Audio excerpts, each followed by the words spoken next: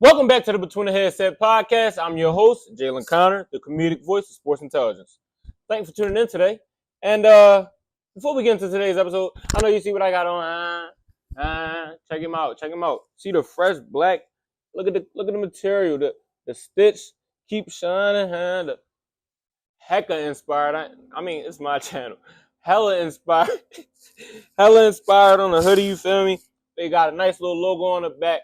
But go tap in. Hella Inspired just dropped on December 14th. Sweatsuits in all types of colors. I had a link in the description for you. But without further ado, let's hop into today's episode. First things first. Everybody's talking about who's your MVP? Who's your MVP? And a couple weeks ago, all right, so if you don't know about me, the backstory about me, I'm a Baltimore native, but I'm originally from Philadelphia. So, I mean, not Philadelphia, South Jersey. My father's from Philadelphia. So, we're big Eagles guys, But I live in Baltimore, so there's a lot of Ravens guys around me. And sometimes by nature, I do a little bit of hating. But I actually like the Ravens, though. But I do a little bit of hating. So, I was on the Josh Allen team as far as the MVP. And I also, like, all bias and hating aside, like, I actually think Josh Allen before the past couple of weeks, like, did enough to be the MVP because I felt like the stuff he was doing was just more crazy to me. But after these past couple of weeks, bro, Lamar Jackson continues to do nothing but escalate his level of play. And it's honestly insane. This is one of the best quarterback seasons that we actually seen in a while. And yeah, 44 touchdowns, only 4 interceptions or 3 interceptions is crazy. And the other numbers speak for themselves as well. So Lamar Jackson is my MVP. I believe this will be MV3 for him, which is crazy, but we got to see what he's going to do in the playoffs this year. And I'm going to just leave it at that. Speaking of the playoffs, the NFC, and this comes from an Eagles fan, even though I'm a firm believer that we're going to win a Super Bowl this year, the NFC is really still up for grabs. If we take a look at this playoff picture, like right now, we got, of course, you got Philadelphia locked in, Detroit locked in. Who else we got locked in? Well, actually, Detroit is no longer locked in. Actually, we have the Minnesota Vikings are now locked in because they're leading the division. Well, they're both locked in, but y'all know they won that division. So you got Philly, you got Detroit, you got the Eagles are the top 3 in the NFC that we all know are going to be strong opponents. And then you got Green Bay, who just got whooped by the Vikings. Well, not whooped because they ended up coming back, but they can compete with anybody. They got the pieces. Jordan Love is definitely a big time quarterback. Their weapons have to be consistent though. Like Jaden Reed, he was on my fantasy team. He wasn't consistent. Romeo Dobbs, he was also on my fantasy team. He wasn't consistent. It's just so flip floppy with them. They can get both of them to work on the same accord with Jordan Love, Tucker Kraft, and also, of course, Josh Jacobs, who was also on my fantasy team. If they can get all of that to work together, they can be a very tough opponent just because of their offense alone. It'd be hard to stop. But, yeah, we got them. We got the Rams who look trash. I'm not scared of them at all. But we also got the Commanders who just beat us on some bull crap. With Jalen Hurts, they won't beat us. But they might be able to knock out another team maybe. And then the same with Tampa Bay, I believe. If they can get everyone working together over there because they have a solid team as well, I think they can beat anybody but us. So it's going to be us in the NFC Championship. It's just who are we going to have to beat to get to the Super Bowl, because we will beat them. So, yeah, NFC is shaking up. And then, yeah, that's really about it with that because, like I said, anybody can win, but once they beat us, they're going to lose. So, speaking of the NFC, one of the teams that I said I believe could take out one of those heavy hitters were the Washington Commanders. And like I said, they got a little fluke win against us, but they're not that good. But I guess they'll play to the final whistle, hey?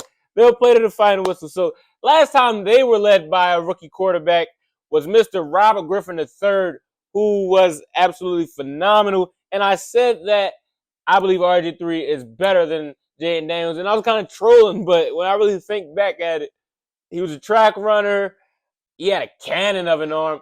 RG3 was crazy, bro. He led y'all to the playoffs, bro. His rookie year, bro. He was actually crazy. And yes, Jayden Daniels is doing it, but RG3 was phenomenal. He was crazy, bro. He was the first one we seen. Like, okay, I don't know. I'm gonna look at the numbers, bro, because I'm just probably emotional. I know all the commands fans were, bro, what are you talking about? I don't know that much, but I know that I was a Redskins fan. Yes, I am admitting on the Between the Headset podcast that I was a Redskins fan for a year or two when RG3 was the Redskins quarterback.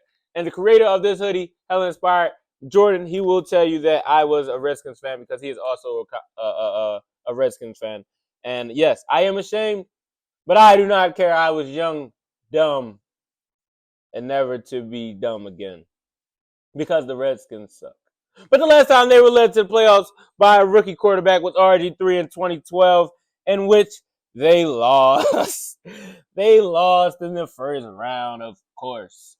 But they were able to beat the Dallas Cowgirls in week 17, I believe. Actually, on the day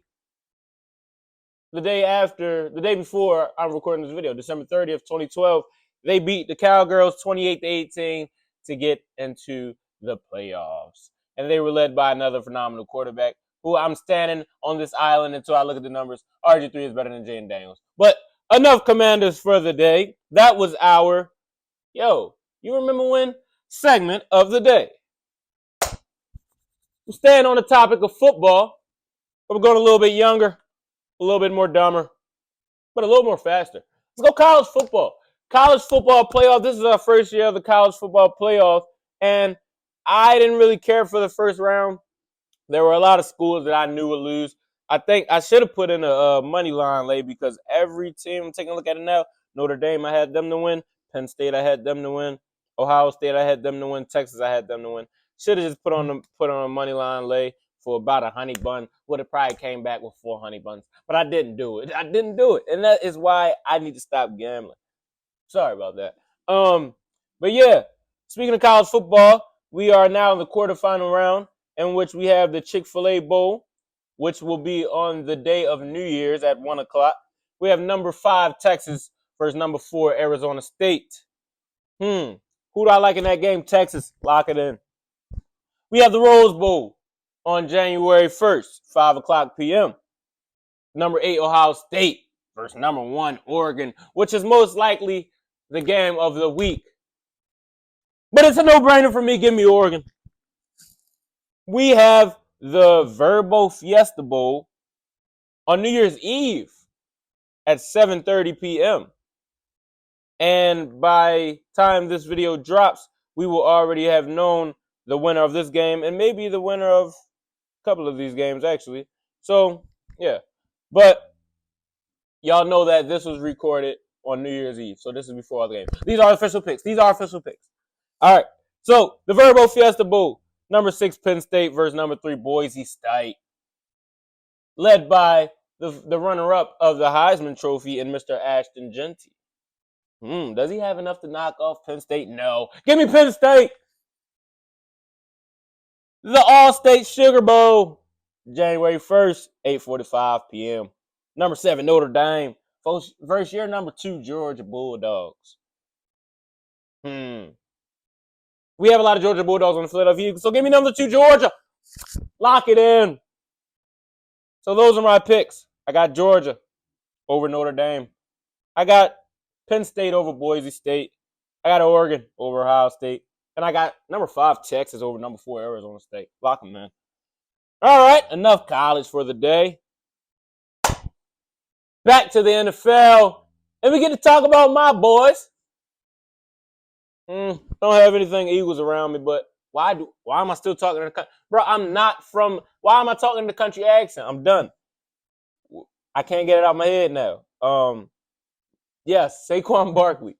Saquon Barkley hit the 2,000 mark rushing yards on the season last game against the Dallas Cowgirls. Give a hand for Mr. Barkley. Give another hand for the best running back in the league. Mr. Barkley, the first man I've seen do a backwards toe touch ever, let alone over anyone. The first man I've ever seen do that. The first man I've actually watched hit 2,000 yards too. Didn't watch Derrick Henry. Didn't watch Chris Johnson. Sorry, but he hit 2,000 yards, and he is trying to now break Eric Dickerson's record next week against the Giants, which would be absolutely cinema. He needs 101 yards to do it. Will he play is the question. If he plays, yes, he will break it. It is Saquon Barkley we're talking about. But will he play? And knowing Nick Sirianni, he's an Italian guy. I don't even know if Nick Sirianni is Italian, but he's an Italian guy. Pretty sure he's got some cojones on him. He's going to throw Barkley in there and let him go get it, especially against his old pals. Yeah, that'll be a good one. So will Saquon Barkley break the record? Like I said, my take is he will play and he will break the record. Leave a comment down below. Let me know which one you think. I might even throw a poll. Like I said, I know Sirianni and the boys. They're going to go let him go get it. All right. Without further ado, we've reached my favorite segment of the night. The segment that highlights just someone just with aura. Just with pure aura. A killer, in fact. A GOAT in most states. Actually, in this factor, a GOAT in all states. A GOAT in every country. The only GOAT. Our Guinness cool-ass player today is LeBron Raymond James Sr. Happy birthday to you. Happy birthday. Happy birthday, LeBron. Happy birthday to you and many more. Yes, his birthday was yesterday, but I didn't get to properly sing happy birthday to him. So once again, LeBron, happy belated birthday. You are our Get Us Cool Ad player today. Just returned 40 years old. Yeah, I don't care. My show, I do that. I don't care. It's my show. But yeah. LeBron James, happy belated birthday. 22 years at the highest level. You've done it all. I'm not even going to. There's no argument for GOAT, so I don't even have to list anything. But you are the greatest of all time in life, brother. Not just the game of basketball. Happy birthday, LeBron James. Without further ado, we have now reached the conclusion of our inaugural episode back of the Between the Headset podcast. I love y'all. I love sports. And we're back. We're officially back. And we're gone. Bow!